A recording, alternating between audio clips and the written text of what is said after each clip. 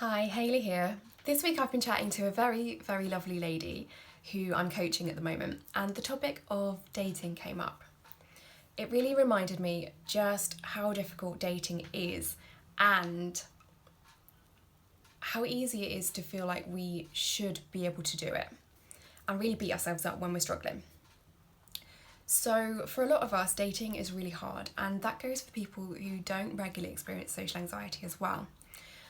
And we can feel really anxious in the lead up to it, we can start panicking, and it can result in us being really avoidant. So I always used to avoid dating, and I would be quite rude sometimes in order to avoid it without expressing that I was just really scared of it. So I want to share with you today a little story of my own experience and a couple of lessons that I've learned, which I hope that you can take away as tips to use in your next date. So, way back when I was feeling really socially anxious and really bad about myself, there was a guy who was really very persistent about encouraging me to come out on a date. And eventually I gave in and we went out. So in getting ready for this, I felt really nervous. And I spent a long time doing my makeup, doing my hair, choosing what to wear, and just trying to look good, even though I never felt good. So while I was doing this, I was drinking an awful lot, and eventually I realised that I hadn't had any dinner and I was a little bit tipsy. In fact, I was more than a little bit tipsy. So I decided I needed to mop up some of that alcohol. I went into the kitchen, did some pasta, had some pasta before he turned up. So he turned up, I was already drunk and I'd eaten. And it turns out he had plans to take me to a restaurant in a castle, which is absolutely amazing, really lovely, sweet gesture. Terrifying, totally terrifying. So I'm panicking in the car on the way to the castle now. And I'm actually really grateful when we get lost and end up in a field and have to replan things and then go to a pub for a drink instead. So I'm in the pub and I just carry on drinking, and by the end of the night I feel like I have made a complete fool of myself. I can't remember what I've said, and I imagine that I've just been really boring and not made much sense. So I was surprised when he asked me out again. And I went, and this time we went to the cinema. And we sat in silence throughout the whole film, as you do in the cinema. And yeah, that was it. And then it was time for the third date, and he asked me out on Valentine's Day. And now we're talking sit-down meal, and I'm freaking out again. So I felt like we never really got the chance to get comfortable with each other, or I never got the chance to be comfortable with him before that came about. So when it came to the Valentine's Day sit-down meal, I freaked out and said no, and I was busy. And from his perspective, that was a rejection. So the dating ended and it never went anywhere. So there was two things there.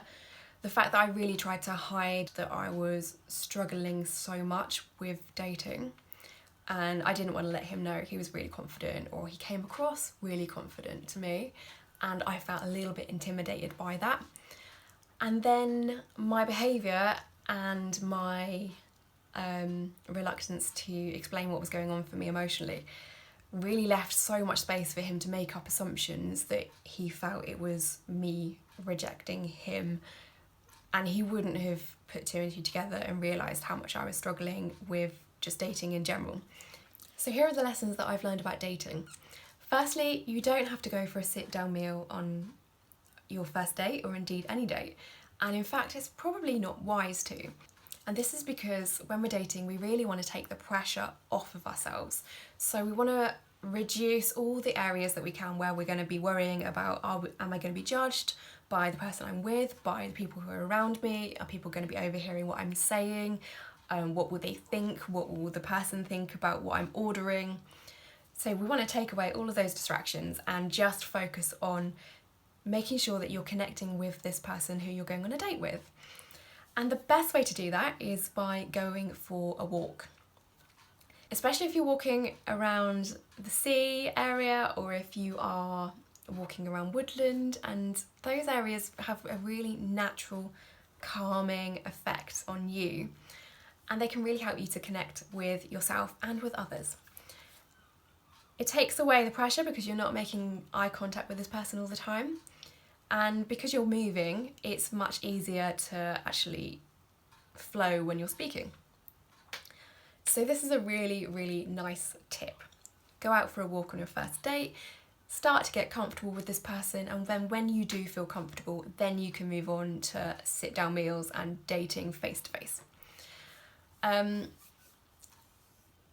When we were talking about this, me and this lady earlier this week, we brought in a little bit of the comfort zone stretch process. So have a think about what's the most basic step that you can take. So for a lot of us, it is going to be going for a short walk somewhere and just taking the pressure off and allowing that to just be the date. We also explored whether it was useful to add in going for a coffee afterwards, and this lady came to the conclusion for herself that actually it's going to take the pressure off completely if she just allows herself to go for the walk, and then if all is going well and she's feeling comfortable and it feels right and the cafe looks right, then they can spontaneously go for a coffee after the date. And the third thing, and I find this really interesting, a lot of, especially women, tend to sit back and allow other people to make all the decisions for them. And this was especially true for me. I never had any say in when, where, or what was happening on these dates. And I gave away all of my power to somebody else. And they're not mind readers. They don't know what's good for you. They don't know what you need. So it's really important that you step up and you take 50% of responsibility for your interactions. If you feel like what's being arranged isn't going to be the best thing for you, it's okay to say, hey, how about we just try going for a walk instead to start with? How about we work up to going for a sit-down date?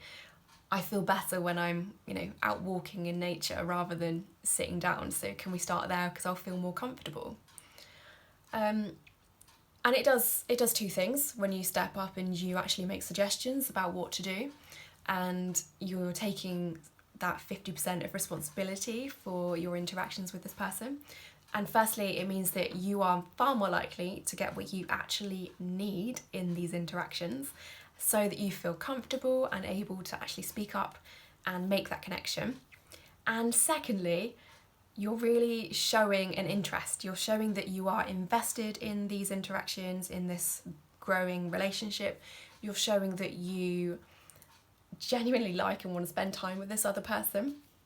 Because when we can be very withdrawn and just sit back and wait for people to step in and make the decisions for us, it can appear in that space that we create that we're not very interested. And finally, I really want to take a moment to really celebrate the lady that I was working with this week, because she did something that's massively brave, that I would not have done in the past, but I totally understand the value of now and really appreciate it.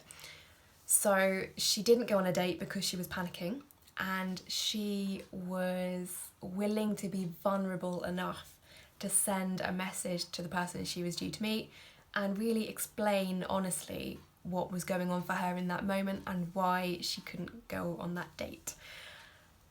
And it made the world a difference, because instead of making up stories about why she wasn't turning up, he really understood why she wasn't turning up, and he was supportive, and she gave him that space to allow him to be supportive and adapt their plans and go at a pace that really suits her, allowing her to take a gentler comfort zone stretch process. So there you go. Think about what you're going to do on your date. Think about what is the smallest first step that you can take that takes away all the other added pressures that we can get on dates. Really step up and take that 50% of responsibility for your interactions that you are perfectly entitled to. Believe me, it is not controlling when you do, and it is appreciated by the person who you are dating. And finally, if you do struggle, if you do panic, that's okay. Just be really honest with the person, and if they are the right person for you, then they will be understanding and they'll help you to approach this new relationship in a much more gentler comfort zone stretch style. Oh yeah, and cinema dates are not great because they offer you very little to no opportunity to really get to know someone and start to feel calm and comfortable in their company. So what's the point? Skip that one and go and enjoy a nice walk. Take care, bye!